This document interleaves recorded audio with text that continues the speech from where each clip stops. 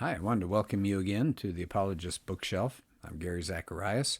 I wanted to pull down another book and have you take a look at it with me. It's this one this time has an old name and it's got a newer name. The version I have is called Under the Influence, which I can see the problem. It suggests it's about some kind of addiction, but the new name is How Christianity Changed the World. Okay, so that was a far better choice. How Christianity Changed the World. The author is Alvin J. Schmidt, Schmidt. Alvin J. Schmidt. Just a little bit about him. He's a PhD from the University of Nebraska. He was professor of sociology in Illinois at Illinois College, and he's written all sorts of things. And if I haven't read anything else by him, but this book is excellent. And his subtitle of it is How Christianity Transformed Civilization. And so, just to give you an idea of the chapters, it's an amazing historical piece of writing. It's, for example, Christianity changed human life and sanctified it. Christianity elevated sexual morality. Women receive freedom and dignity. By the way, that's the chapter I'd like to look at today. Charity and compassion owe their starts to Christianity. Hospitals, healthcare, education, labor, economics, science, liberty, slavery being abolished, art, architecture, sound of music, literature, holidays, words, symbols, expressions. I mean, I don't know how he did this much studying. I mean, it's an amazing bunch of stuff here as far as the influence, the positive influence of Christianity. Good heavens. Don't you think we need today something that's talking on the positive aspects of Christianity? All we're hearing is the negative parts. And it needs to be balanced. Sure, there have been some terrible things that have happened. We're all broken people, so Christians are broken as well. But the amazingly wonderful things that have come about because of Christianity need to be stressed. They're not out there. They're not being talked about. So let's take a look at chapter 4 in the book. And this one is called Women Receive Freedom and Dignity. And as I read that, the more I thought about it, again, we're only being told part of the story. We look at the 21st century and we say, well, Christianity may have done a few things, but it's still far short of what it should be. And we're judging it by right now, today. But I want to put it in a far bigger picture. I'd like to give you some background that he brings up. This would be going back to the Greeks and the Romans and the Hebrews, just so that you can see the culture that Christianity came out of and what it did for women. So I'm starting chapter 4 here. He says, well, what would the status of women in the Western world today have been like if Jesus had never been on the stage? They said, well, take a look at what it's like for women in Islamic countries as an example. They don't have the rights that men have. You know, the way they're veiled, and some can't drive cars, and some aren't allowed to wear lipstick, and all these places man can beat and sexually desert his wife, all with the full support of the Quran. So we sometimes measure it against this ideal utopian vision and say, well, it didn't quite match up. But in the real world, among actual people, Christianity has done way more for women. So he starts in, he takes us back, does a little history tour. He said, nobody really knows or thinks about what it was like to be a woman in the Greek world. We're talking 300 or 400 BC. He says, as an example, a respected Athenian woman who was considered respectable couldn't leave her house unless she was accompanied by a male escort, a slave that was appointed by her husband. And when the husband's male guests were present, she couldn't eat or interact with them. She had to retire to her own quarters. And so it was virtually a time of no freedom for women. And a lot of the philosophers and a lot of the writers would put down women. Euripides said, silence, that's what's beautiful in women, and they should remain quiet. Let's see, Aeschylus had a chorus declare in one of his plays, evil of mind are they, talking about women, and guileful of purpose with impure thoughts. Another Greek poet, Aristophanes, Had the chorus say, "For women are a shameless set, the vilest of creatures going." Even Homer had Agamemnon say, "One cannot trust women." So not very good spot for women to be stuck in during that time period. I know we see those pictures of the Greeks and we think, oh, they were the early philosophers and all. Well, yeah, those were the men. What about Roman women? Did things get any better during the Roman times? No. For example, Romans valued baby girls much less, and so they were victims of infanticide a lot more. High rate of female infanticide. Roman women had some more freedom, he says, than the Greeks, but no rights or no privileges that the men had. And they did get a little bit of education, but they weren't allowed to be with their husband's guests at a meal, all sorts of restrictions. They were under absolute control of the husband, had ownership of her and all her possessions. He could divorce her for all sorts of reasons, but she couldn't divorce him. As said, the Roman women had little or no property rights. Tacitus argues that women are domineering and cruel. He was a famous Roman historian. I'll skip over that. What about the Hebrews? Now, Christianity comes out of the Hebrew religion as well, but they were pretty down on women. He has a quote from a rabbinic teaching that says it was shameful to hear a woman's voice in public. Another rabbi said, "Let the words of the law, the Torah, be burned rather than committed to a woman. If a man teaches his daughter the law, it's as though he taught her lechery." Wow. Even Josephus said women were not to speak because the law of Moses prescribed it. So there's your background. The Greeks, the Romans, the Hebrews all had women as, I wouldn't even say second rate. I mean, they were down at the bottom there as far as status goes. But then it says it was radically affected. This status of women was radically affected by Jesus. And he gives some examples. I'll just pick one. There's that story of the Samaritan woman.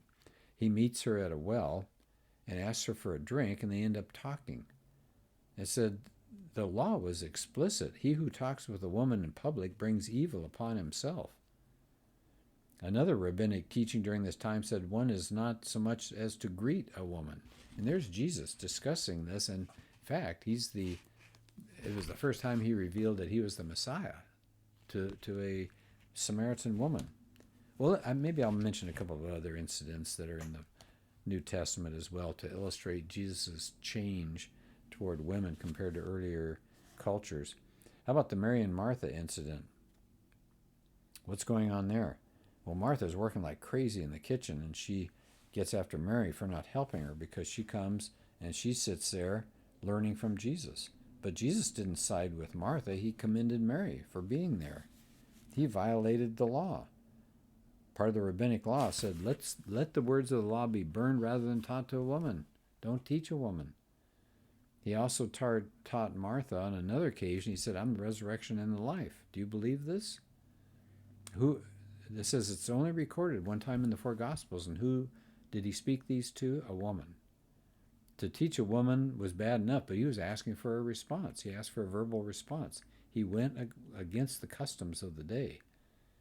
He appeared to women after his resurrection. This is one of the reasons, by the way, that makes me think the resurrection stories are true. If you're making up these stories and trying to convince people of that time period and that location that Jesus was the real deal, you would have him appearing to men. Men's testimony carried something in the courts of that day, but women's testimony didn't. So that was really amazing. What happens after the time of Jesus? It says during the apostolic era that it said the followers assembled, and it said women were prominent in setting up house churches, and not just setting them up, but being leaders. Paul noticed Apphia, our sister, was a leader in a house church in Colossae. In Laodicea, there was Nympha. In Ephesus, there was Priscilla and Aquila, her husband. They had a house church, their own house church. Another key person that I think has gotten a bad rap, unfortunately, is Phoebe. Okay, she's one of those that Paul mentions at the end of Romans. And here's the deal. Paul calls her a deacon. He didn't use the feminine form, but if you look at a lot of Bible translations these days, they use the word deaconess. That's not what Paul said. He called her a deacon. So he called her that, and he called her a leading officer. And it says that's the kind of person that would lead or conduct or direct or govern. So she was in a high position there. In his letter at Philippi, he talks about Euodia and Syntyche. He said, they're my fellow workers. He says, Paul esteemed women as his peers. So Christianity appealed to women strongly. It says women were way more active in the early church than were men. They've found that to be over and over again. It says the women were more spirited than the men. And it said in the age of persecution, it was women that occupied foremost places and ranks of martyrdom. Rodney Stark, he quotes Rodney Stark here, a historian, estimating that the early Christian community may have been around 60% female. So that's pretty high. Now, he's willing to say, okay, which I think is good. It's fair. He says after 150 AD, so that's kind of the end of the apostolic church era, he agrees. He says there's no doubt that some of the church leaders reverted back to some of those pagan anti-women background that they came out of. And he said they probably came from that background themselves. Many of them had.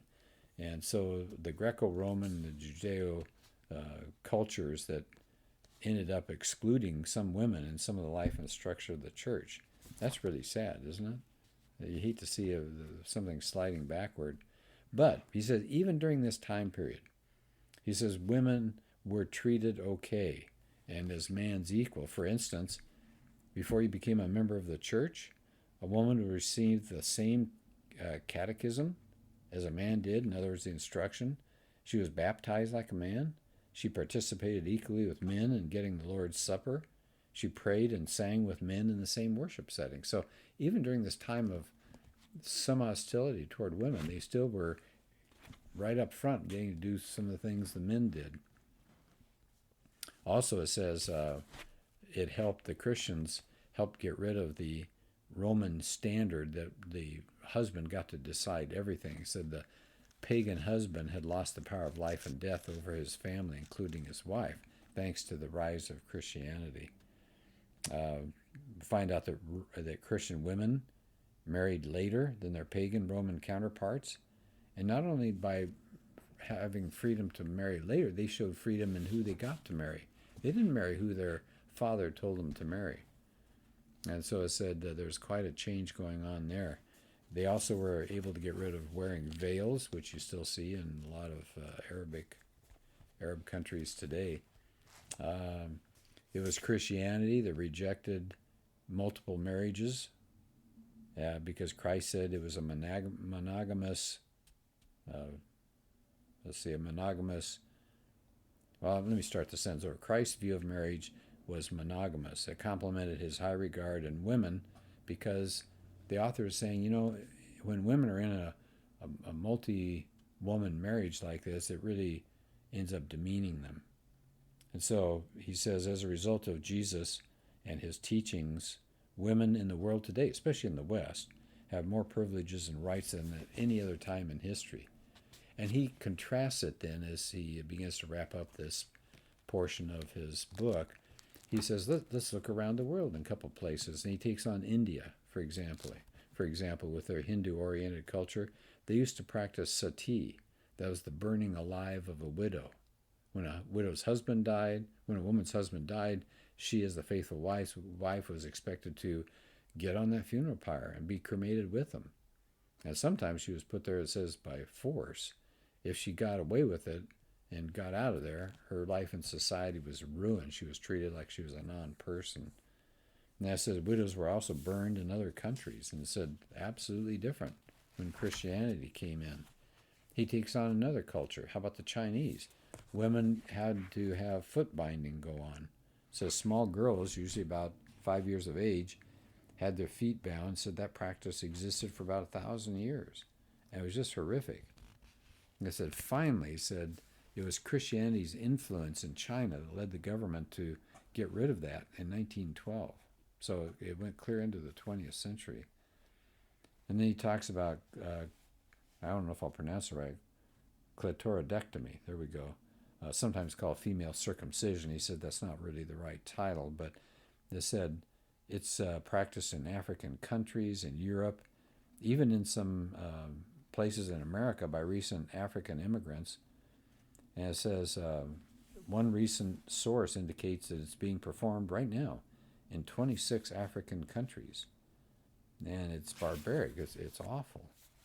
But it said that was outlawed as well by Christianity. It said Christian values now are making people recoil at this gruesome custom. So what does he say as far as a conclusion? Well, he quotes one person saying the birth of Jesus was the turning point in the history of woman. And his last comment is actually a question. Where else do women have more freedom, opportunity, and human worth than in countries that have been highly influenced by the Christian ethic? So again, I like what he has to say. I think he's being fair, and he realizes it's not 100%. Of course it's not 100% because we're all broken people. But more good things have come about for women because of Christianity than in any other culture. So, one more time, that's Alvin Schmidt, Schmidt. It used to be called Under the Influence. They got rid of that now. It's How Christianity Changed the World.